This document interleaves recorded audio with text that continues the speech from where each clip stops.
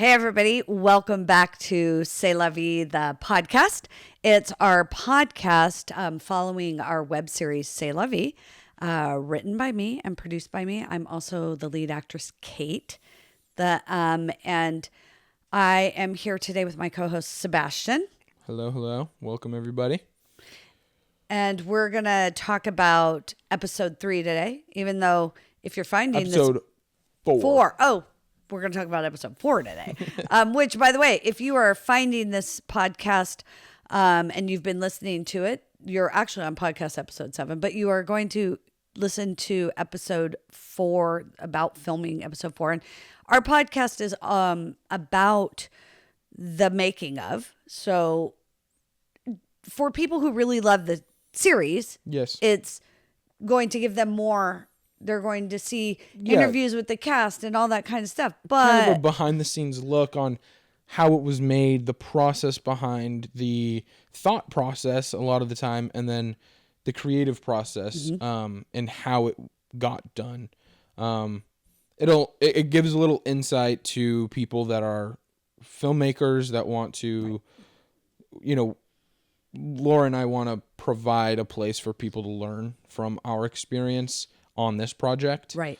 And help other people that might be, having questions about different situations that we were put in, because of your project, I think it's to educate people and help people, and then to entertain in a way, and support the web series that a lot of blood, sweat, and tears went into as well.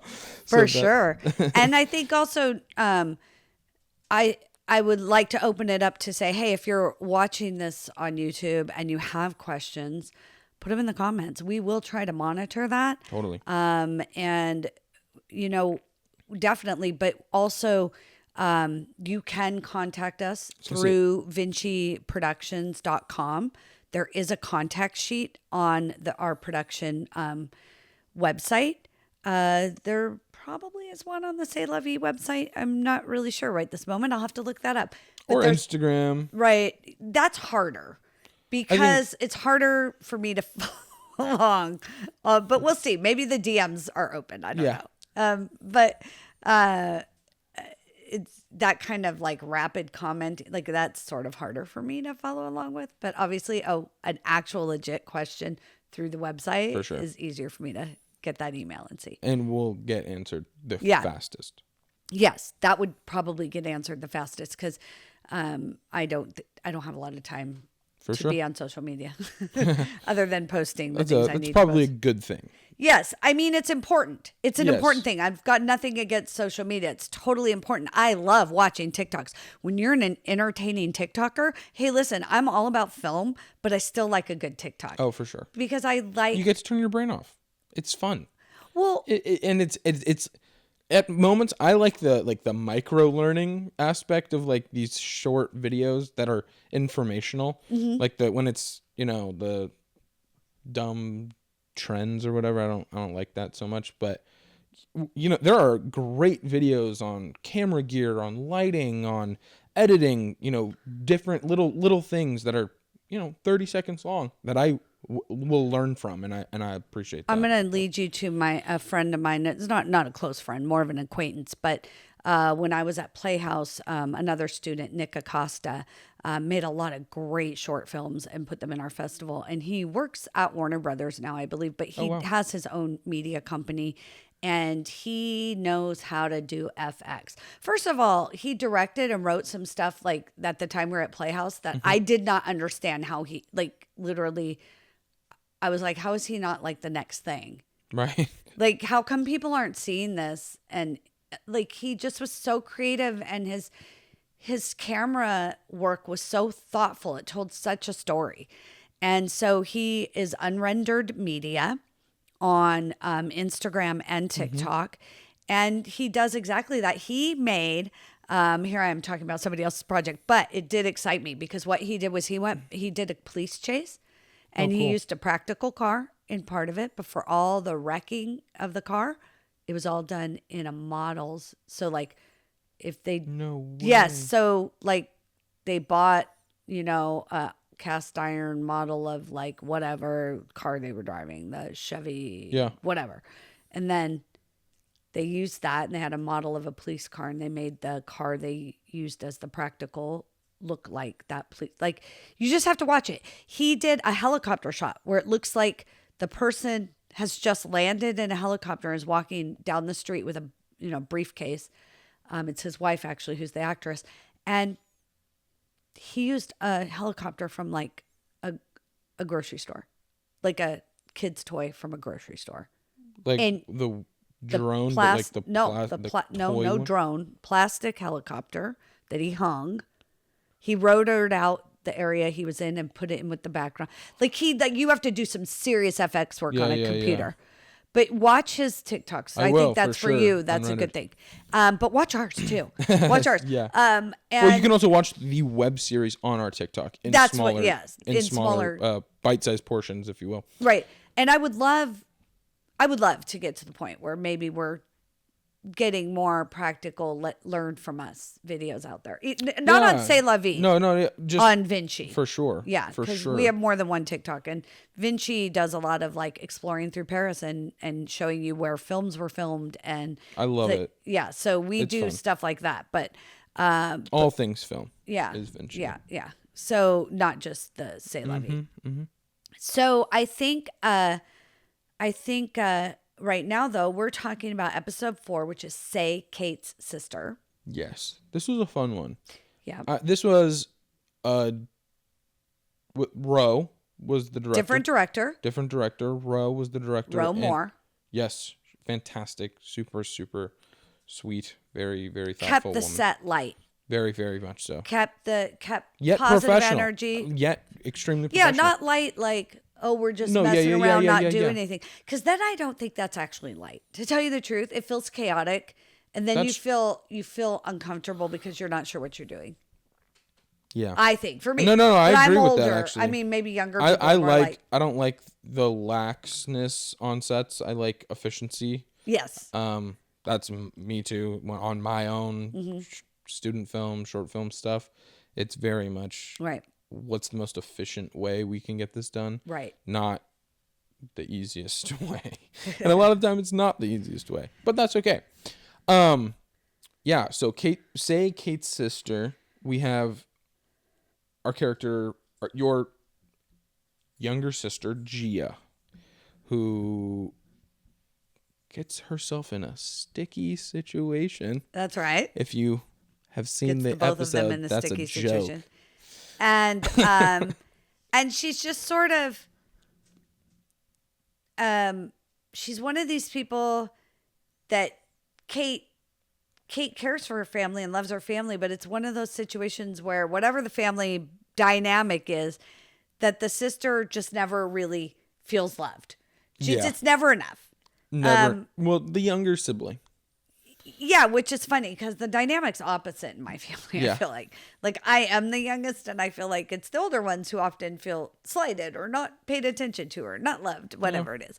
But Kate's younger sister feels like she's not getting enough attention. So,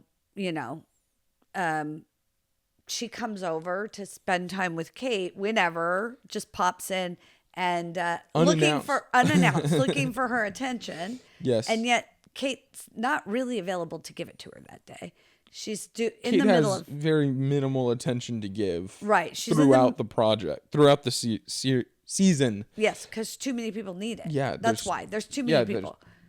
Yeah. And so that's why we're introducing as well Kate's older sibling. I was going to say sibling. Kate's oldest child. Yes. So her oldest child is from a previous marriage. Michael Evans. So he's the previous marriage was when Kate was in college in England. Yeah, and this is the first time throughout this series that we get to learn about Kate's past. Right. Prior to episode 1. Right.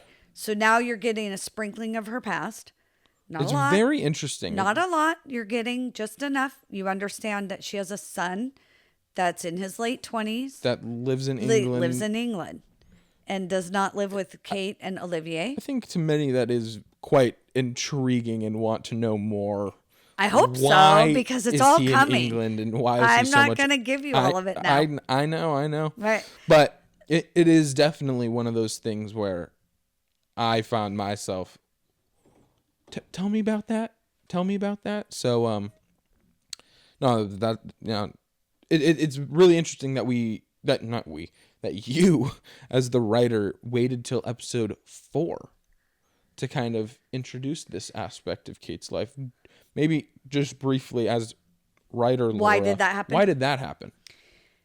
Okay, so for this, in the original series that we wrote, the full series, it's a full, like we started with a 30-minute sitcom. It's right now the iteration is 50-minute dramedy because of the characters that we wanted to introduce in the first episode. It may still change. So C'est La Vie started out as a series that we wrote, pitch deck, did our pitch, everything. We were doing great. And then the writer's strike happened. We were getting close to actually getting some good pitches in and possibly selling it. The writer's strike happened and we stopped pitching and we pivoted. So what we did was we were like, okay, we can't pitch. We've got these characters. We love these characters. What can we do? And we love them so much. We also didn't want to just sell the show and leave it. Like, right. I mean, chances of Deborah and I going along with it as writers were pretty high if it's going into series production, that the main creators would be showrunners. But we wanted a little more. Kate was designed after my own struggles in life. So it was, it's deeply rooted. Yeah. So let me be Kate, because I started out as an actor before I was a writer and a producer in this industry. So we decided to write this web series, and I think that we ended up in doing the web series. We needed to show the reality of Kate's life and pressure right now, and so we needed to go ahead and start off at a moment in Kate's life where you could see exactly what she was going through. Right. And so that's where episode 1, that's the structure of it. Mm-hmm. You're sort of introduced to Michael in episode 2 because you see that he's texting. Yes. So you see his name and some text. Of course. So we know of an existence of somebody. Of this person. Right. We just don't know who that is that keeps texting her. The relationship. Right. Yeah, and not until that FaceTime call. Right. And then the reality is that episode 2 and 3 were following the trajectory of Kate's stressors at the moment. Okay. Right? Right. And so there wasn't a real moment to put Michael in because he doesn't live with them. Right. And who wants to reveal everybody? Yeah, where's her downtime to go just even chat with him? There was everything right now for Kate is a pressure pot. Yes. So because she's of the time of life she's going through. Right. And then that's a theme throughout the entire season. Mm-hmm. All 10 episodes. It's just pressure until a actual breaking point and an explosion, if you will. And all the different things, right? From, in episode 3, we have, or the last podcast episode, we briefly talked about this, the wall and you meet Kate with a splash, and a whole set of problems there, and just these introductions of the different aspects of Kate's mind that is, I don't want to say like crazy, because that's not the right word at all, but just overwhelmed, maybe. That's a good one, yeah. I think it's really fun. It's a fun physically comedic way of introducing these really heavy stressors in her life that are not only just, for the movies. Like, these are real things for real women every day. Well, and what was really interesting about this shoot is that myself and Deborah, who wrote it, took what was happening for us at our time in life, and we have been friends forever. Right. We met at McDonald's. Oh, really? Working at McDonald's at 16 years old.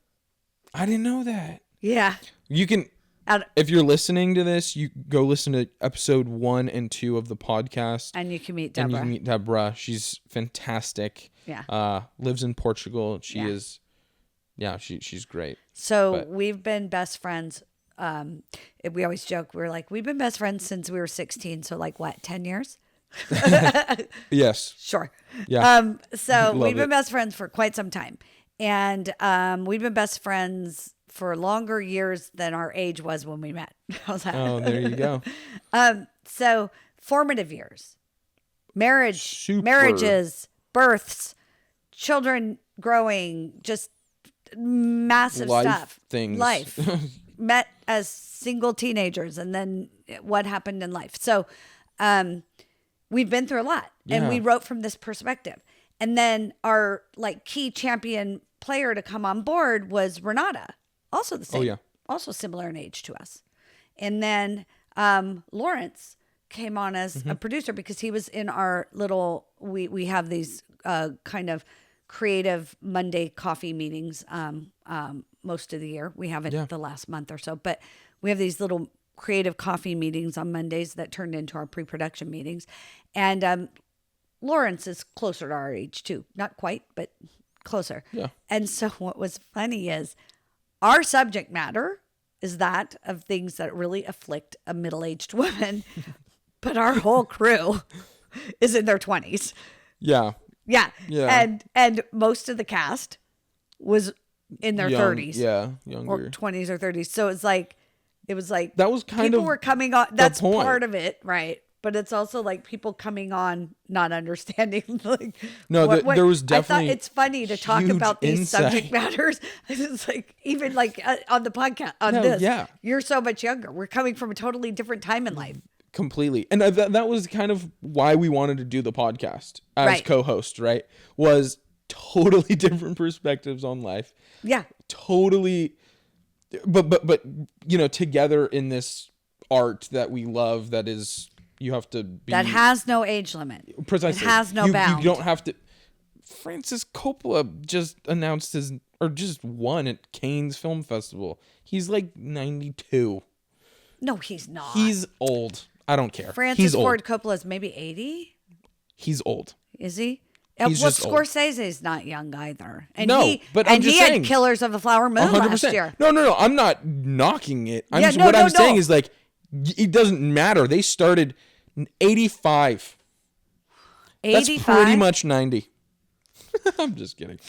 But you know what I mean? You can be 85 and making humongous, fantastic films. And you can be 16 years old and making films that are just fantastic as well. Well, first of all, there's 16-year-olds out there that are just, listen, being young can be hard. I think back and go, wow, it's hard to be young. Because now it can be hard to be, no, I think always. No, yeah, I know. Because now it can be hard. You could say, okay, any age is hard if you're financially struggling or whatever other things, hardships you face. But there's a thing about when you're older, you have a mind set and years of experience that can help you navigate those things. Right. Being young, if I think about it, I'm amazed at some of you, like you and my daughter, that you're mentally together, because I don't think I was. Because it's challenging. Yeah. It's also, there's that pressure too, that societal pressure to figure your stuff out, figure it out. And I think for me, with the whole film school and is that necessary and should I go? Is it worth it? Or should I just kind of head first into the industry and see where I land and, work my way up, and then of course the world telling you that it's 1 in a million and that what's your plan B? What's your backup? And this is specific to me and my situation with wanting to go to film school and getting into film school. And if you're watching this on YouTube, look at my shirt. I go to Chapman. This is, so yeah, that was my little plug. Dodge College of Film and Media Arts. That's right. But not having a backup plan, being okay with going against the grain. And I think that was a big part of. But that is so much harder now. Yeah. It was hard enough for me in the 80s because things were already getting too expensive. There's a fine line between what happened for boomers and everybody before and what happened from Gen X on. Right.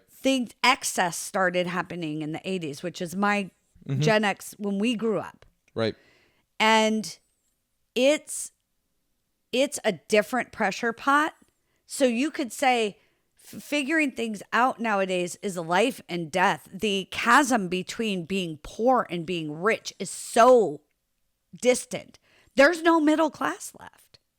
So without there being a middle class, like you could fart around forever when I was young and you could fall back on all kinds of things. It was cheaper to live. It was cheaper.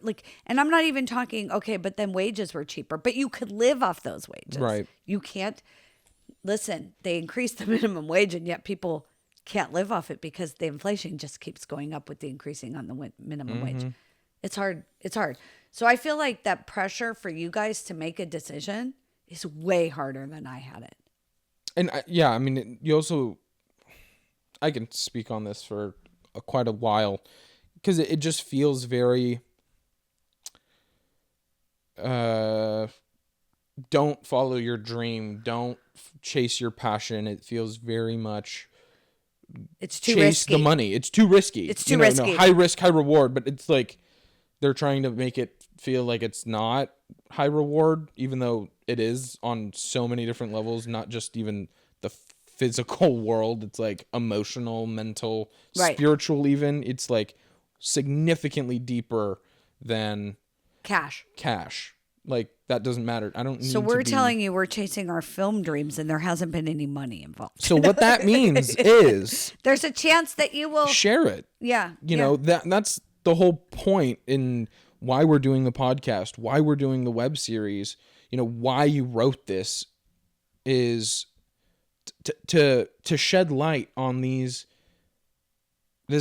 I don't want to call it a dying art form because it's not in a way. It's morphing. It's morphing. It's interesting. It's changing. What's the Netflix dude's name? Sondros? Why I mix him up with Soros. What are the names? I can't. Tell me, producer over there who pops up or answers on a cell phone. Show me who the owner of Netflix is. Anyways, that's bad. It's one of those torn relationships with them because, right, I was struck as an actor and as a writer, and you're fighting the AMPTP. But I did hear him on a podcast the other day. Ted Sondros, I think. Sondros. Something. Sondros. Look up Ted Sondros, Netflix. He was talking about AI and how he feels it's a tool for people to use versus something that will supplant people, that will be there instead of people. I agree with that. To a point, to I an do extent. too. Yes. If I need to make an email sound more professional and I can't do it myself, I suppose that to me, you know what I mean? But as an example of using it as a tool, I can take what I want to say and say, make this more professional sounding, and it'll pop me out an email. I would like for people to learn to do that again. No, my point. How do you say his last name? Go ahead and say it out loud. Sarandos. See, I keep going Sarandos. Sarandos. Okay. We plugged him a lot. Yeah, we did. But anyways, he was talking. Hopefully he plugs us. What? Hey, give us Netflix. Hey, Netflix, pick up. Just love this series so much that you want us to turn it into a full series for you. We will. He was talking about how, like, if you look at the thing they do to shoot Mandalorian and all the new what's that thing called, the dome thing? Yeah, hollow. No, it's like the whole LED screen. Yeah, the stuff. whole thing. Yeah, he said that didn't put anybody Chapman out of just work. got one. He said that didn't put anybody out of work. That's AI. Yeah. What it did was it just made Creating different habitats. Right, and it actually required a lot more technical people to come on. Yes. To do that, versus them doing it on film afterwards. That's all. He said they're just working, doing it ahead of time. Yeah. Instead of going back and computer generating after. It didn't take anybody's job away. It actually helped them. For sure. And he said, like, this is what I've been feeling all along. And I've been saying, I said through the whole strikes, this comes down to people.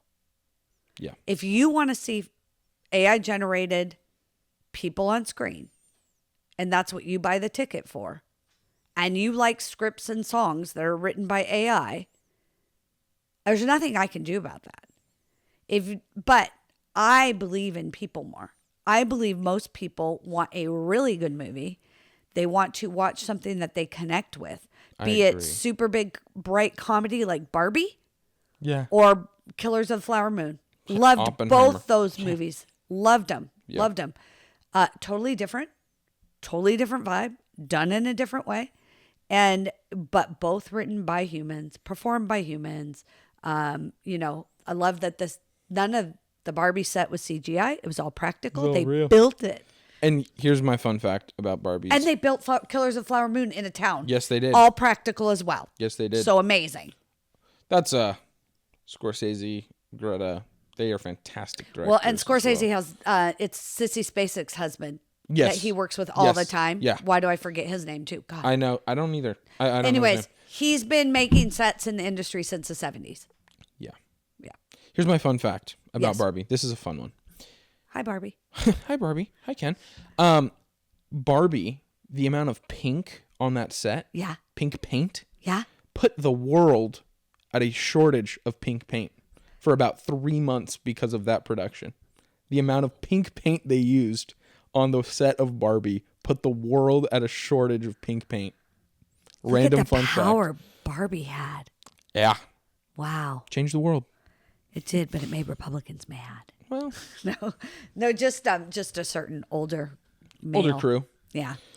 Weirdly enough, it wasn't even that strong of a message. It was just a normal. I think it was message. a fantastic film because no matter what your political views, whatever, there was a message in it for you. I found myself hearing there was the whole like debate: was it a good movie? Was it a horrible movie? Is it super? What do you mean? It could have went so awry. It was amazing. It was movie. No. I know. I don't know completely. who's debating that it wasn't a good movie. For sure. And I think it was people that were mad that it was about a woman taking charge and not doing the romance thing with Ken. Yeah. Well, yeah. The typical not doing the typical thing and her making a different decision. And I think there was a recent Will Ferrell, who played Mattel's guy, head guy. He's coming out with a not a series. I think it might be a documentary of like him and his best friend who actually like transitioned. Oh, that's right. Did you see that? That's right. That was really cool. Isn't it out already? It might be. Maybe it is because I saw like a whole press tour thing. So maybe it is out. Oh, I forgot. Well, now I got to find it. I do too. I want to know. But yes, he his talked best about friend how of many years came out as transgender, and then did a full transsexual transition. Yeah, but Will Ferrell was saying how his role and his part in Barbie helped him kind of understand, and not only understand but want to learn about his best friend more. Yeah. And I just found that pretty wholesome, and just, what a fantastic everyone's like, like older white male da da da da da. Well, there you go. Like that is the demographic. Will Ferrell is that demographic, and he is making strides. But the problem is in that part he's that part was always so hard for me to understand because he's super feminist liberal guy, but then I didn't quite understand parts of it because he was this way, but then yet Barbie still wasn't helping America. Like he did, whatever he was doing still wasn't working. I don't know. I mean, I think the way that was written was that corporate. But he was supposed to be not really the bad corporate guy. Yeah. He was actually somebody who was totally into the whole idea the supportive, the whole feminist support of women. Yet he wanted Barbie back in the box. Yeah, I thought it was this weird dichotomy. I think that was the intention behind how they wrote it, how Greta and Margot, wrote it or whatever. It's a fun one. That's a good film. It's a great film. It's one of those films that I could watch forever and ever. I've been collecting my little bag of films. Like, I'm going to introduce my children to Amadeus this weekend. That's a good one. It is. You've seen Amadeus? Of course. It's a fabulous film. I can't wait to show it to my daughter. I might make this comment. It wasn't like I saw it on my own volition. It was very much. This is what I'm doing. I'm forcing my children to watch it. Yeah. It was my school. It was just like, here's your assignment for the week. Go watch this movie and let's talk about it. Oh, nice. And that was fantastic because amazing. It's an amazing movie. But maybe we should go off our tangent. Talk about C'est La Vie. Maybe we should just start a whole new podcast talking about film. We should. I would love to do that. That'll be next. Because we just have an insatiable. Look, the thing about this art form, which this is lead into C'est La Vie in this web series, is you can't do it by yourself. I could put out a podcast by myself. I could hook this microphone up and put up a camera and talk easily and put it on YouTube I could do that. But that's not the art form of creating a film or a series. Yeah. I don't know why this is my art form. So this is what gets me, because a painter might know why they paint. A songwriter is letting out their emotions in their song and all that. And a lot of actors, their art form is acting, and that they're not writing too. Right. Where I found writing to be a nice emotional outlet. Mm-hmm. But I didn't always write. So I started, I dabbled a little bit in high school with poems or song lyrics or whatever. And then I started writing script-like things in college because I was taking classes. Cool. And then found I liked it. And then I come in and out of it. I'm not necessarily a writer all the time. Whereas I think that, a painter can tell you that they're putting the paint on the canvas and it's creating a form right in front of them. Film takes so long to create a form. And it takes a lot of people. So many people. It's the only thing I ever remember wanting to do. Because that's similar to my story, and I know mine's very recently, in the past 3 years, it was acting, stage acting specifically. Mm-hmm. And that's what I want to do. It's what I want to go to school for. But then the realization that, no, film has such a wide reach on this world. It gets so many eyes. It's so important. Yes, live theater is extremely important as well. And I will. It's so enjoyable. I love it. It is. God, I love a live show. Me too. But the amount of reach that film has, that live theater will just obviously never have, is more important to me in the grand scheme of things, and getting that message out there. Mm-hmm. And the influence it has, right? We just talked about Barbie. We just talked about Amadeus. These films that have changed our lives in a way, right? You're not talking about a live performance like that for years to come. A lot of the time, generally speaking, not there are those moments of like, oh my gosh. But I would say it's. I don't know, for some people, live performance is what brings them around to acting or film, is seeing somebody do it live on stage, because it's so different, right? It's so raw. So if you're just a film watcher and you don't go watch stuff on stage, and listen, I love a good musical on stage too. Me too. It's amazing to watch people do what they do. But I hear what you're saying about film. I just remember, being very young. I was pre-kindergarten, and I remember every time somebody would ask me what I was going to do, I would say I'm going to be an actor. Mm-hmm. I've just said that my whole life. It's never been anything else. I've actually tried to leave. I've tried to leave. It sucks me back in. I literally spent years trying not to. My dog is snoring. Yeah. There's another dog at our feet on this episode. Last episode, it climbed in the bed and he's snoring, and it's cute. That's okay. Yeah, I don't think it's loud enough that they're probably picking up much of it. It's cute. But anyways, yeah. So all this to be said is that the creation took a lot of people. Yeah. And I would say in episode 4, we had the luxury of shooting it over 2 days. Whereas a lot of the episodes we had 1 day. Which was super hard. Yes. Like super intense. You rushed. Anybody listening, if you're going to try and do something like that, pre-production is the key. You must really You must know every frame of that episode in your mind. Doesn't matter who you are on that set. You have to have clarity on your team throughout the entire process so that the minute you're supposed to be on set, your call time, you can start and you can finish on time, or else ducks in a row. 100%. Like not just knowing the scripts really well.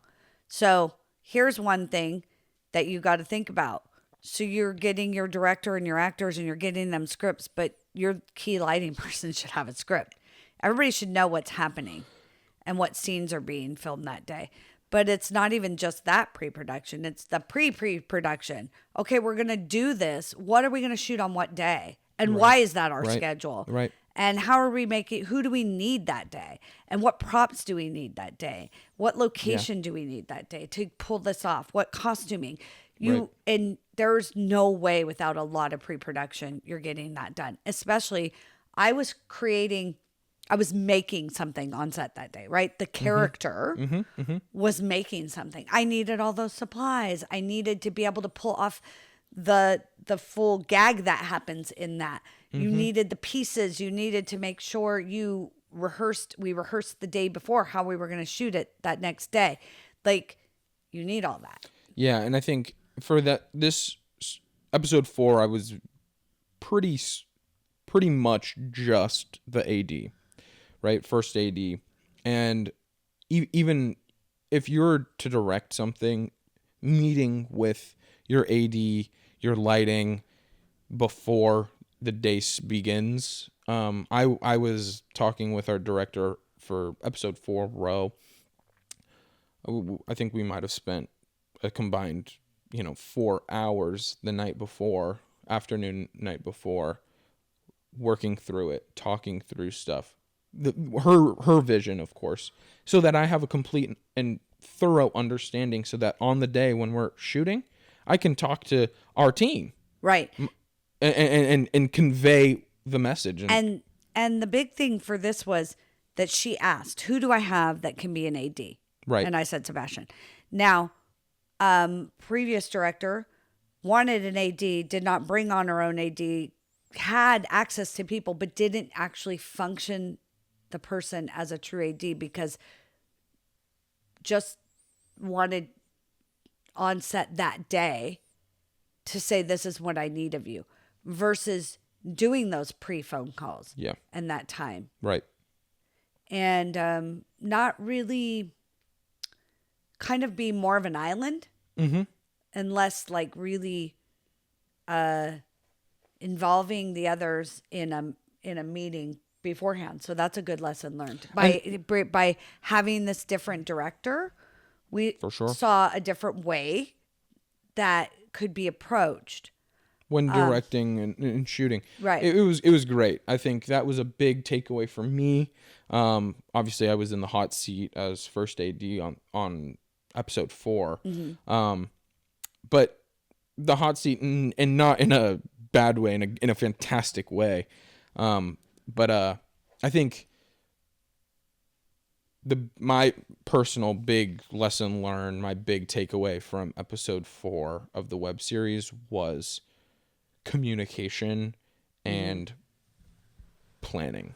Yeah. Right, is just essential. Right. And from the glue on your fingers to the flag in the window diffusing the light, knowing and not to mention knowing where the sun will be at different times of your day.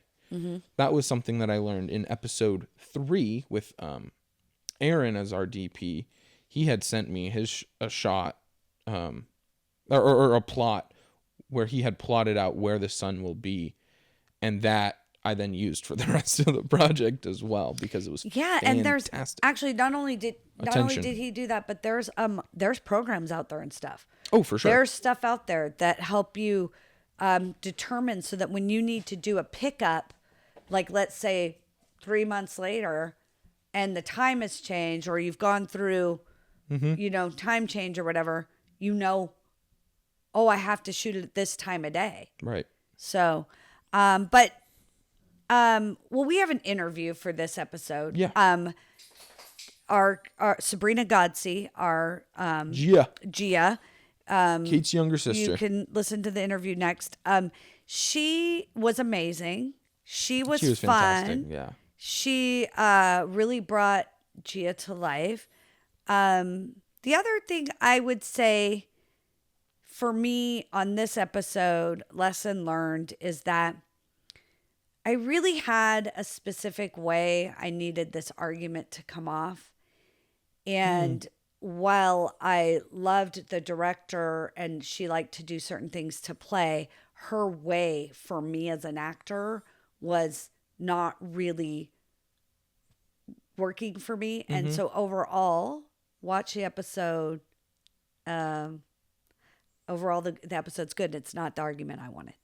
Right. So as a writer, I'm slightly torn. I would have loved to have been able to be more, I'm show running and I need you to get this from the actor. But it was too hard from being as the actor to remove myself, without a middle be over person. Here, because I wasn't watching a monitor or a playback. Right. So if you're going to show run or you're going to direct and you're going to be in front of the camera, I think you're going to have to do playbacks, or at least I would. Yeah. To go wait and then take a minute and process to go, wait, this is how I'm looking at it. For sure. So I'm not saying, and I don't really want to ever say negative things about people and their way of doing their art, but there's also that versus the way we wrote it and the way we saw it, and learning how to bring that to life and bring everybody into that vision and be able to get what you're looking for. So overall, my experiences with these people were good. And I believe that we had a good director. Roe was a great director. Everybody did their job. We had great acting. Ultimately, the tone is a little different than what I was going for. Yeah. And I think that kind of totally to wrap it up and circle back, it comes down to that collaboration and the amount of people that it takes, right? I think that if we had more eyes on the monitors, more people on the showrunner side of things, so that you were allowed to just act and were allowed to not have to think about all these things. Of course, we made it happen. It was fantastic.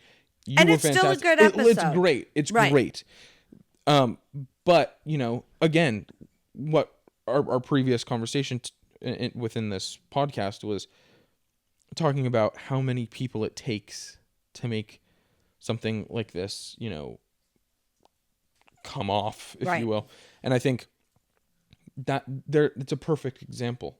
If we had one person just dedicated to watching and maintaining a showrunner. Well, it would have been awesome to have my co-writer, but obviously she lives in Portugal. And the shooting schedule we had would not have been possible for her to be here that whole time. That was not what was in the cards for No. us, but that's okay. And No, like but now I learned I need to watch playback. Totally. I need to stop and watch what's happening on the screen. Yeah. When I hear the director directing me a specific way and I wasn't sure about it, I should have stopped and watched what was happening on screen. And it's that breath. It's that not pushing as fast as you can. Sometimes you have to take the extra 15 minutes and take that breath and think about, okay, what am I going for here? And this is because what happens for me is I'm a Meisner trained actor. I work off the other actor. And if we're getting in, while this is an argument and it is the true, the argument was written funny. The argument was written with the sister saying stupid things. It was, and while comedy is about playing things real, sometimes it's playing things real, though, in a different emotional tone. Right. And it was brought to an emotional tone that would have been for me in a drama. And my problem is my emotional tone when I get really heated is pretty strong. Right. And that strength comes off to me like, anger. The anger's too high. Would have been great in a real serious drama. But I feel like, so comedy is real, but there's the tone has to, and that's it has where to land in a comedic. It has to land way. so that you laugh at them, arguing that you're not like, oh my God, they're really fighting. Getting anxiety. Right. Yeah. I think such great stuff came out of this episode, and the episode came out fantastic. I think the episode came out fantastic. Yeah. It was shot well. Yeah. Oh God. We didn't talk about all the stuff with the phone. Learning to how we had Michael, David Liam, who plays Michael, record everything into the phone. Then we took that and cut that into a different style video to open it in so he actually recorded it in WhatsApp, but we wanted it to look like we're talking in WhatsApp. So it can't look like I'm playing the video. So you have to set it in there the right way to get rid of the thing to look like you're watching a video, to look like the person was live in the phone. Then we had to set the phone up and we had to get shots of it this way and, angle it, so reflections. It was clean super technical, super detailed, super fun episode. And the texts on the other episode, when those come in, we had to time it perfect. And we had to take the screen color. You had to adjust the screen color so that you couldn't see the day and time. That's right. Well, not only that, and then it had to obviously fade out. I was texting from behind the camera, and I had to figure out that it would take about 5 seconds, a 5-second delay between when I push send and for the ding to happen on your phone. Right. So I was timing it with the lines. I had a script in front of me, timing it with the lines to send. I would push send so that it would perfectly ding when it had to ding. It's challenging. It was fun though. It was a lot of work. You learn now these there's things. some app for it or something. Oh, for sure. Some technology Whatever. that we found out. After we Doesn't went matter. the I'm gonna hard do way. it the hard way again.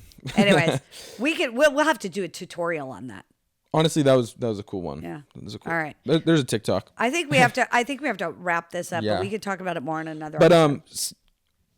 we're gonna Laura. You talked with Sabrina. Yes. You had a And so fantastic you're gonna- interview with her. Yep. So that's what you'll be hearing next here on the C'est La Vie podcast. Appreciate you guys. Share, love, follow. So if you're listening to us on a podcast platform, feel free to go over to YouTube. If you're watching us on YouTube and you want to just hear us in your car, pull us up on a podcast. Absolutely. Yeah. In the meantime, look forward to tuning in. Yeah. And where we talk about episode 5. All right. We'll talk to you later. Ciao. Ciao. Hi, and welcome back to C'est La Vie, the podcast. It's a podcast where we follow the making of this series, C'est La Vie. And today we're going to talk about episode 4. And we're going to have an interview with Sabrina Godsey, who plays Gia. And Sabrina will be changing her last name, though. Yeah. Because to Godsey. From Johnson. I mean, you have to, that's an easy sell, I think. Yeah. Johnson. There's a lot of them. Yeah. And Godsey is much more original. Yeah. Yeah. And that's because you got married. Yeah. the first day you came on set. I got married the night before, and then I skeetled down from Riverside to Orange County. Yeah. That's down, right? It's sideways for sure. I skeetled sideways. I crab walked over to set. To set. After getting married the night before. What dedication. Right? Yeah. But anyways, so we are going to talk about our episode in which not our episode. We have more than one episode. Mm-hmm. You were in episode 4, you were in episode 9, and you were in episode 10. 9 and 10 were riddled with technological difficulties, but episode 4 seemed to work pretty good. We shot that over a weekend with the director, Ro Moore. Yes, I love. We had a really good time. And I have to tell you, the window stuff. Oh, is it good? I love when you pop out the window when cool. Teegan's there. Mm-hmm. And then also later in episode 9 that you come look in the window. It's fun. It's fun. I think that's right. When I can't see you. It was really good because I feel like when we worked together on set, I really feel like you had like a really fun, positive vibe to bring to the character, not to the character only, but also as an actress. Like you were just there to play, which was totally fun, especially since with the technological difficulties over a time period, I was a little stressed. Yeah, no, good. Listen, I'm glad because I feel like I am very aware of that and like people's energies. And I don't know, I just want to make things cool, things good. Honestly, all of the camera, sound, all of that stuff is so, I'm just amazed that it all works to begin with. You know what I mean? So I feel like I kind of expect some things to be bumpy at some points and then to just, I just don't ever want anyone to feel bad about things going wrong because it's going to happen. Right. And we had a couple things go really wrong. Mm-hmm. And as a matter of fact, one day when we were shooting, we shot episode 9 with you in the morning. Mm-hmm. And later that day we were shooting episode 5 and we had discovered that the camera had not been set properly, that the gate had not been checked, and that the entire day was a loss. Right. And so we had to ask you to come back and reshoot that. Yeah. You were scheduled to come back the next day to shoot another scene in episode 10, and we had to ask you to come back for the whole day the next day. You were such a trooper. No, listen, you have to make it. And so if things are going wrong on the acting side or on the tech side, like I just feel like you need to be nice to each other. Right. So you cannot be like a jerk about that because actors don't know their lines. Tech things go wrong. And both sides, maybe one side is prepared and then the other side isn't, or one side everything's going smooth and the other side isn't. So you just have to be cool, man. Yeah, well, but that's really is true about how it works. And that's one of the things we're trying to do on this podcast. Yeah. Is that if people, because this podcast is going to be on YouTube, mm-hmm. hopefully you're finding us on YouTube or you're listening to us on a podcast streaming platform. And if you haven't watched the series, that you go back and start watching the series. Because if you're listening to this podcast episode, mm-hmm. that means at least 4 of the episodes of the series have dropped. Fun. Yep. And that means you can see what we did, but also learn from like a scrappy crew that got together and said, hey, we believe in this project. Mm-hmm. We believe. And the amount of grace I've had with this project since the beginning, because it actually started 4 years ago with a little short film. And then it went into a series that we were pitching, and just the amount of people who came together to help me raise funds to get some things done, and a bunch of actors who were involved in Paris. And then just down to, we had to stop pitching because of the writer's strike. And then, so let's write a web series because we can't pitch this. Let's do something. Mm-hmm. We can film a web series even during the actor's strike. And then just so happens the actor's strike had just ended and we started filming the web series. But the whole thing, like the amount of people that consistently have said yes, has been amazing. That's like, great. It just gives me chills. Mm-hmm. Like that I was like, oh, well, we did this little thing and then people keep saying yes. Yeah. And it's so fun and exciting because this kind of art, you have to work with other people. Yeah. And you have to be able to, like you said, pivot from the writer's strike. And sometimes it's not even a strike. It's like, oh, nobody is buying original. They're just buying like IP right now. Okay, so then make something. Like you can make something. If you're a creative person, mm-hmm. pivot and then channel towards that. Also, do what you love and don't follow what people are buying, because it's going to change in an instant too. You know what I mean? You never know. I agree totally. You have to go out and do what you're going to do. And this art requires collaboration. So hopefully you're making something fun and you're having a good time. Yeah. Because that's why people do it. They want to do it because they're having a good time. Yeah. And they're expressing themselves in one project, but they need to be able to come and express themselves. Even the directors felt that way. Even the directors had their vision in the piece. You know, I mean, we wrote it. We have, you know, our as writers, we're kind of showrunners, so we're going to have the final say of what the cuts look like and what. But in reality, the directors and everybody come together as, this is what I want to do. This is my little bit of art. Put together in this final project. Can I ask you about writing? Yeah, sure. Because you co-wrote this with a partner, right? Yes. What do you feel like, this is what I want to ask everyone, like creative who are like making things. What do you feel like are your like indispensable little like rituals or things that help you like along the way when you're working on a project? You know what I mean? If it's like a long walk or like you have to eat a certain thing, or like what is something for you? What is for me? I think that for me in writing this, and actually in writing everything, is to have a sounding board. Yeah. So even if I don't have a co-writer, because I've written stuff on my own, I like to talk to people. Yeah.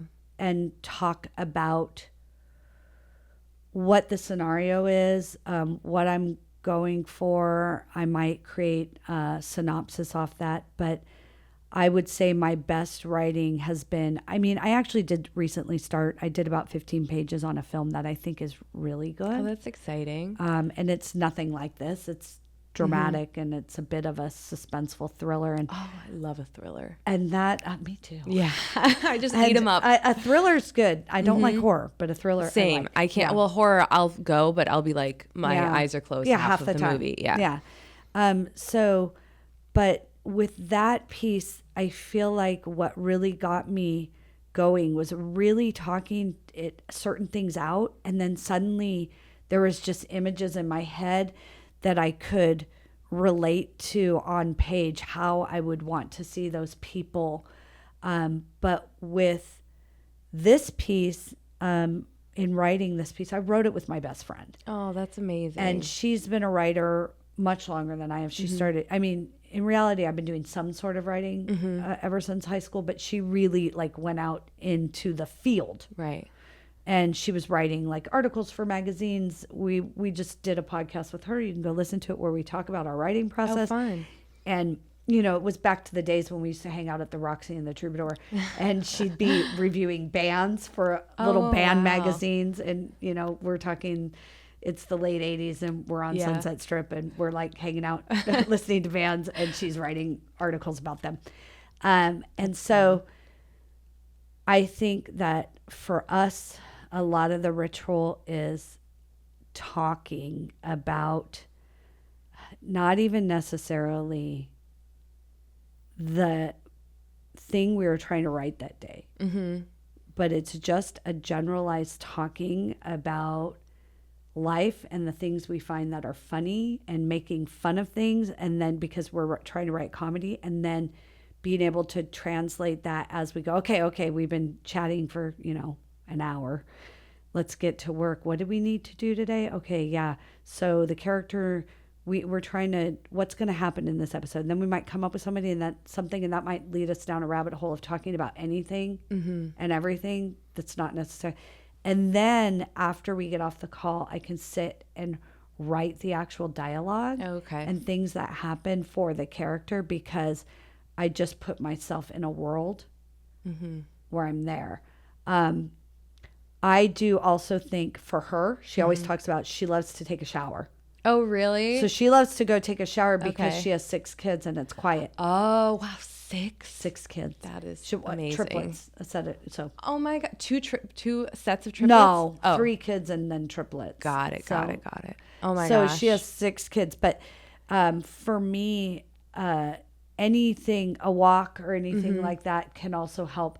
I have to say that I really leaned into this year understanding the procrastination involved in art and no longer beating myself up for not getting something done in a moment that I thought I'm going to sit and write. Yeah. But I'm like all over the place. I'm running downstairs to do this and then I'm grabbing a bite but what's happening is I'm actually formulating in my head the whole time. And I'm kind of releasing whatever needs to be out of my way. Yeah. That's and amazing. So sometimes a walk or something. I have a spin bike. Oh, nice. So I'll sit and ride my spin bike or do yoga, something like that to like clear my mind from whatever the daily like. Yeah. Oh, I need to pay the bills. Oh, I need to do the dishes. Yeah. Oh, I need to... I know, it's a lot of stuff. Yeah. The house stuff. Yeah. Yeah. Oh, that's cool. Thanks So, for that. You're welcome. So I always it was want to a ask long people that. answer. No, I It's a love long- it. And it's, yeah. And I know there are people who just sit and write. But are there? Because probably there's not.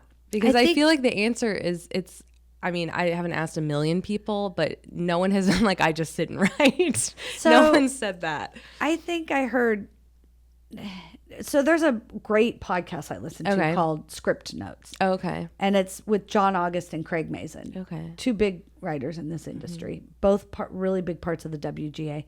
And I think both of them have said they have this specific time to work. Okay. But it may not be like I'm sitting and writing Right. the whole time. Ricky Lindholm said that on a Yeah. podcast that Yeah, I listened like- to. She said like she has her hours and they're like in the morning and those are her hours. Right. And that it doesn't necessarily mean they're putting something on the page. Exactly. And then I've heard people who just write anything about the character Yeah. or whatever, just write whatever comes to mind and then later formulate it into something. I also heard John August say, and I've done this before, just write any scene, the scene Oh, you're yeah. thinking about. Don't Oh, I like necessarily have that. to write in order as long as you know where you're beginning your piece and where you're ending your piece. Just write whatever. But I listened to who's the big writer that just took the Crichton novel, like took some stuff from that was left over and rewrote a novel. Anyways, novelist was on a podcast and Okay. he was talking about what he does is he just endlessly makes like a synopsis or a draft, like what's that when you were in school and I'm a writer and I can't Oh, like think an of it. outline? An outline. Yeah, okay, And got he would it. endlessly outline Uh-huh. all as much detail as he could any place he's at. If he thinks of something, he sits down and nice. starts writing. And he said, so then when he wants to sit down and write, he does just sit Right. down and write because he has this huge outline. All the bones for it. And then That's he just nice. follows and plugs in the stuff on the outline. Oh, that's great. So organized. And it's Crichton who I'm thinking of. Is that the name I'm thinking I of? don't know. I'm that wrote- horrible with names. Okay, so he wrote the Jurassic Park and other Oh. movies, and he died. He died a few years ago. He The wasn't good that news old. is whoever's listening to this, they know who you're They talking know about. who I'm talking about. Look it up. That's important. Who wrote that? Yeah. And then, but I'm assuming soon I'm going to have a producer pop up an answer on a phone to me, and it's going to be right there. It's Michael Crichton. Oh, nice. And so when he died, he had something in the works. Oh, wow. And then his wife went and looked for other major authors to come and finish his piece. So can you look up James Patterson, I think it was. That's honestly and so very James romantic. Patterson was the one who Okay. said he outlines. And that how he took Crichton's work right now and used all of his notes and his research and Okay. and it's a different style of novel than he usually writes, but it's definitely Patterson's spin on it. Right. That is so romantic. So I think that just came out. When I die, I hope I leave something and then my husband has to Finish it. That's funny. I never thought about so that. lovely. My husband doesn't write, so if I die, Yeah. it will be Deborah. He'll have Unless she dies before me. No. whoever dies, just leave something and we'll finish it. Yeah. Yeah. Yeah, we could do that. So let me ask you. Mm-hmm. Give me a highlight from what did you think of the audition process? The audition process, I liked that everything felt calm. The highlight, honestly, was probably walking into the room and I hope this doesn't sound trite, but like seeing a lot of women sitting there was really nice. There were men and women. I think even,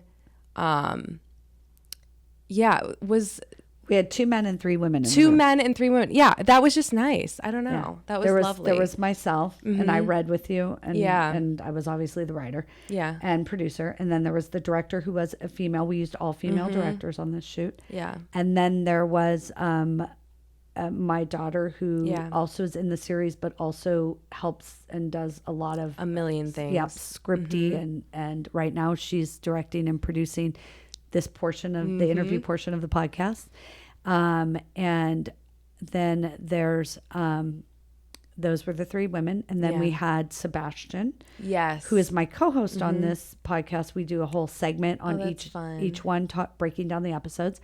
And he is a couple years older than my daughter, and I've known him since they went to school together. And he was first on the very first project he was on was I shot a short for another student at their school. I helped her make her own short film, and he was on set for that. And that was the first time he had been on set, and now he's going to film school as a director. I know. He's brilliant. They're all brilliant. Yeah. Everyone who Ashley is like, I don't know if you see the stuff that she's doing on like Instagram, posting about things that she's doing for her like production company. They're so brilliant. Like you just gathered, I feel like, really good people.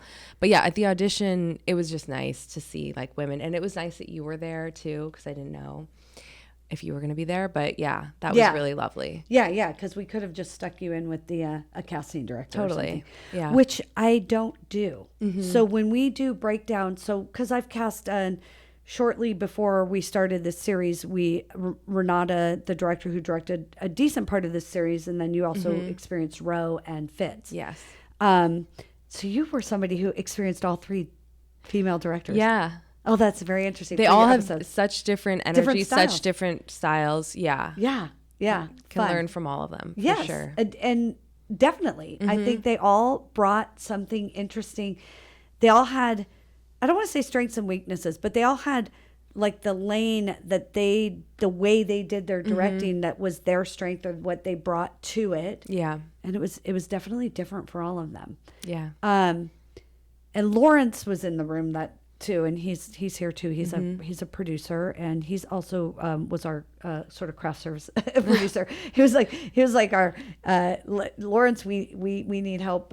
You're going to be on set every day as producer, and we're going to need you to run and do craft service as well. Also doing a million things. Exactly. Yeah. So, but it's a small set. But I think that that we really tried to keep as many women involved, because coming from my past in this industry, because I've been in this industry, I left it for a number of years because when my daughter was born, I just really felt like it was challenging to get cast. It was such a hard time.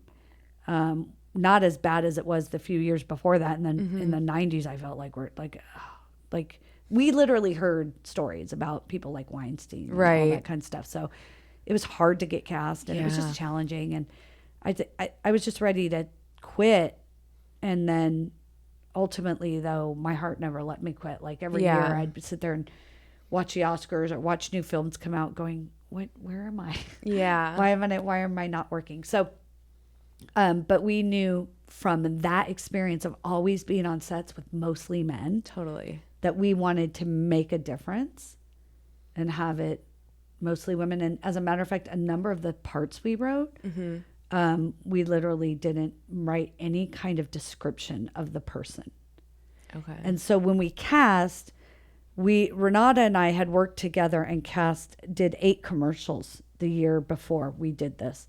And those were, accounts that I had where we shot a bunch of commercials and we wrote Deborah and I wrote them, and we would cast them and shoot them. And they weren't your typical commercial. They were more like parodies and funny things. Okay, fun. So when we cast all those, we did the same thing. We'll put out our own breakdown, and I list myself as producer, casting director. Nothing wrong with casting directors, but at this point, at this level I'm at, there was no point in getting a casting director in, because I knew specifically what I needed.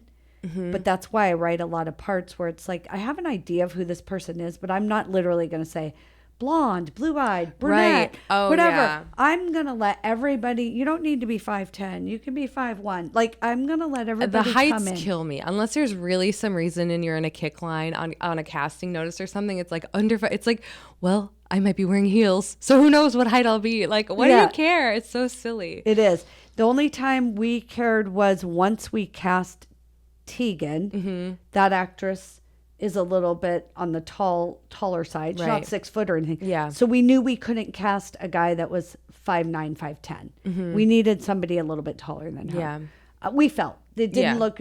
We felt for her character and who she was and how it would Yeah. go, and we so that's the only time it mattered when it came to casting. But we actually had plenty of men of different heights apply for that, and then some of them got jobs doing other things. But you know that when it came down to the decision, after we picked her, we picked him.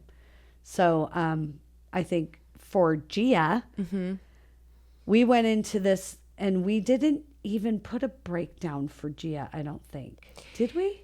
We I don't put the know. breakdown for Teegan for sure. Yeah, because I just came in for Teegan, so I don't remember if I saw anything for Gia. We may have put it out there for Teegan. I don't remember doing that. I remember putting it out for Teegan, and then what we did was we had well over 1,000 people. No. Yes. Wait, really? They Yes. came in, you saw No, 1,000? no, well over 1,000 people Applied. Applied. Right. How many people did you have come in? Oh, that's a good question. Isn't it? Oh my Guys, am I Oprah right now? You are. I'm just kidding. I didn't think that's what No, happened. and I wanted you to cry, actually. That was the point of my question. That's right. So I think that we had maybe 20 people in that day. Yeah. 25, I would say, roughly, that we had to narrow it down from over 1,000. Yeah, that is wild. Yes. And so first we narrowed it down by, you did send us a self-tape. That's right. Oh, I remember that. Yeah, I had a little tweed I watched jacket on. hundreds of self-tapes to narrow it down to the people coming in. What do you feel like were like immediate yes vibes versus immediate no vibes from watching so many self-tapes from people? Well, I feel like the immediate yes vibes were when I felt that the person understood the lines they were doing. Like in terms of like some people don't get the joke. Totally. Yeah. Right? Or and they were able to come off and do it naturally and not over the top, even though parts of this series has heightened people. Right. We didn't want it so heightened that it was Like not a caricature. believable. Yeah. Another thing was, and you saw by the casting room, which is not normal, it was a slew of different looking people. Yes. No, everyone looked very different. I will say, like, me and the other two girls that were there, like, we all had completely different looks. And I was like, that was another, honestly, green light for me. I was like, okay, this is good. Yeah. You know what I mean? We're not looking for No, it a wasn't type. just, Yeah. No, Yeah. Wasn't check marking a box. And then we had, I think the other thing for me, well, so first of all, in the casting process, one of the things I hate to say this to you people out there on breakdown services, if you don't have a reel. Oh, yeah. When I get so I probably had well over more than the 1,000 something I watched. That's how many reels I went through. Then I went down to maybe around 78 to 100, I think, self-tapes. And then I brought in 20 people or 25 people. Yeah. Okay. So there was more people submitted, but I will look through your resume, but the chance for you to get a chance for me to send you and ask you to make a self-tape for me goes down exponentially if you don't have a reel for me to watch. Yeah, that makes sense. Yeah. It's a matter of there's so many numbers I don't have the time. So get reels done, people. Yeah. Get them up there. Even if they're bad. Mine's bad right now. I But don't do feel remember like, though. No, it was just comedic. don't remember. Okay. It Please was comedic though. just but don't you're gonna remember. have good stuff from this. You're gonna have good stuff from this. I know, thank God. But it was comedic. Yeah, that is true. Yeah. That's how you got called in. Okay, good. That's why I sent you and said, please do a self-tape because you had a comedic reel. Yeah. I love comedy. And so I think it was evident. Okay, cool. And also, then after we would watch a reel, I would scan the where did you study? Oh yeah. Anybody who had improv background, or Oh, anybody yeah. who had, UCB, Yeah. Groundlings, or Playhouse West, because I'm a Meisner, other real Meisner schools, other things like that. Yeah. I would be like, okay, I need to see this person read because I know their training has been serious. Yeah. So it depends on people's, different things made me do it. But so then you came into cast for Teegan, and we handed you a script and asked you to leave the room and come back, and then you read for another role, and you smacked everybody. So a couple different people read for Gia that day that actually were on set in other roles too. Okay. So super amazing that everybody could go out and come back and do it Yeah. with barely looking at a script. I know. People My are just brain ready doesn't to look go. that good anymore. It Your doesn't brain work that does. good. It doesn't like Your brain works pretty great. I think you're doing fine. I can't remember dialogue like that anymore. Oh It's my crazy. gosh. You guys came back in and nailed it. It was so fun. I do remember one thing that you were, as Gia, you kept going like this. And I was like, Jesus, she's like, just like, it's such a great little thing you were doing. It was like, I don't know if it was you or if it was you doing the character, but I was like, that little tick is perfect. It was probably a little half and half. I was probably a little nervous, and then also was like, this girl's touching her hair. This girl's, You know? she's like, Yeah. for sure.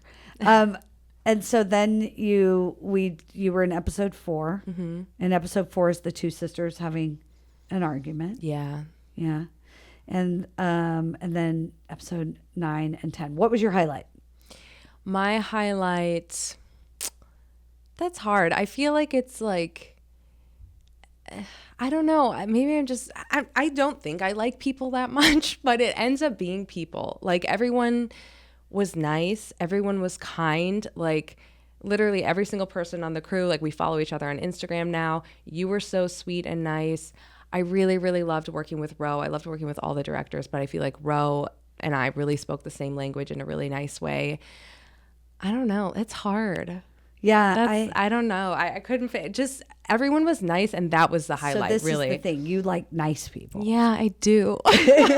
So when you say you don't like people, it's just that you like nice people. That might be what it That's is. Yes. And your daughter is so wonderful and like sweet, and she has such good energy too. It was just like a lot of good energy, I feel like, from everyone. That's good. That's Yeah. good. It felt that way most of the time on set. Okay, good. When stuff would go awry, it felt a little challenging for me because Totally. I was so responsible for Yeah, everything. it's you. Like, it's me. your thing. Right, So right. completely. So a little bit different for me at times, but I felt like everybody coming in 90% of the time had good energy. Yes. Like, really, really, the crew were happy people. They were happy with gosh. each other, and they were down to solve a problem. And yeah, I feel like the directors were amazing. I liked Rose, the way when I talked to her and brought her into direct episode 4, the way she prepared it, I loved. I wanted to have her here today, but she's actually got one of her films is in a film festival, and she left that's so town yesterday. exciting. Oh, that's fun. So Good for her. maybe we'll get a chance to talk to her before. Yeah. But she just really had a real sense of like, I've got this like camera comedic setup. Like, I loved her camera angles, the things she decided to Yes. shoot and how she shot it, because I've obviously seen the footage. So Oh, yeah. I think that she also just has a good vibe as a human Yes. being. And I felt like Renata, you worked with for a moment, but then we Yeah, ended up just a brief reshooting moment. that. But Renata's dedication and her strength to detail. Yes, she was, when people had to leave, she had like sound on her belt, and she was like, all right, someone tell me how to use this. She And I was just like, picked up the pieces. Yeah, she did. It's amazing, and her attention to detail is huge. That's great. Like, she just and then Fitz just came on set. And I just feel like she had like her attention to detail too. It's slightly different than the way Renata did it, but like her idea, I love the way she directed us too. I liked her way of like when she would do something and she'd like come to kind of give you a different look at it. She had I just loved her language around it. Yes, she really like kept things moving too in a nice way that I feel like is good. Yeah, she kept her energy high. Yes. And I love that she was so tickled by everybody's performances. Yes. Yes, she had a really good vibe about how people performed. Listen, it is lovely to get a reaction because especially coming from doing mostly theater and stage stuff and like comedy shows, it's like, if I'm not hearing a reaction, I'm going to change what I'm doing because I'm assuming it's not working. But sometimes it is when you're shooting stuff, it's like, you got to give me some feedback. I got to hear it. I would love to hear it. Like, was that funny? Was that not funny? You know? Right. And she would tell us. Yes. She'd be like, you're so funny. Yes, that was You're so very funny. nice. Yes. And I'm hoping that like, she really thought we were funny. I think she did. No, I think she did too. She was really, because she was not just like, she wasn't like a flowery person who was like warm and cuddly right off the bat telling you you're doing great.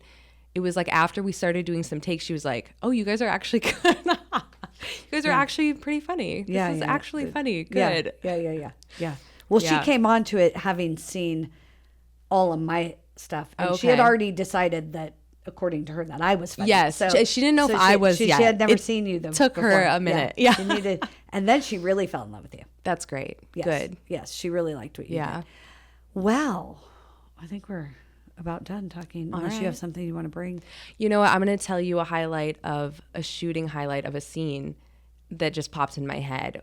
When you said it was looking so good and raw and the comedic like framing of things, I'm dying to see you with the pasta and the water boiling and the fan. I just feel like that's going to look, I'm sure it does look good. It does look good. I don't think the steam didn't played. come, but still the fan, your hair is blowing. It's still going to be such a good moment. Yes. That's my highlight on film moment is you with the fan. Yeah. I like when from what I've seen of it, I like when the stuff is stuck to you. Oh, okay, cool. Yeah, oh, that's fun. Cute. And actually, my highlight is you popping out the window. Our highlights are each other. I know. That's so cute. I know. That is cute. I think we might be sisters. Yeah, maybe. Somehow. All right. Well, thank you so say much. Goodbye, Yeah. And we'll talk again soon. Yes. Maybe we should do a podcast together. Yeah, honestly, we're very good at this. I know. We're just talkers. All right. We'll have the Gia and Kate podcast. Yeah. Yeah. All right.